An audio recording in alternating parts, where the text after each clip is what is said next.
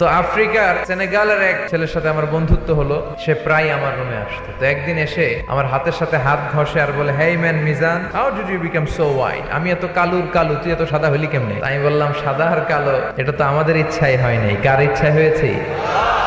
আমি ধর্ম মন্ত্রণালয়ের একটা পরীক্ষাতে প্রথম স্থান অধিকার করেছিলাম, একটা স্কলারশিপ পরীক্ষা আল আজহার ইউনিভার্সিটির। ফলে আমি স্কলারশিপটা পাই। আমি ওখানে যে faculty of theology, department of chronic science, এটাতে ভর্তি হই। আমার দেশের বাইরের প্রথম সফর 2008-এ শুরু হয়। তো ওই প্রথম দেশের বাইরে যে আমি বিশ্বটারে দেখতে শুরু করলাম। প্রথম আমরা মাগরিবের সালাতের সময় আমাদেরকে ফরেন ইন্টারন্যাশনাল স্টুডেন্ট হোস্টেলে নিয়ে যাওয়া হলো। আজান শুরু হলো মাগরিবের, দেখলাম বিভিন্ন দেশের ছাত্ররা আসতেছে।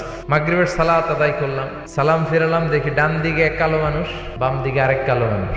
এই দুই কালো দেখে নামাজ শেষ, দিল ভয় পেয়ে গেছে। তাই বললাম, এরা কারা? আমাকে যারা রিসিভ করলো এরা বললো, এরাই আপনার বন্ধু, কারণ পৃথিবীর অনেক দেশের ছাত্রদের সাথে আপনাদের থাকতে হবে।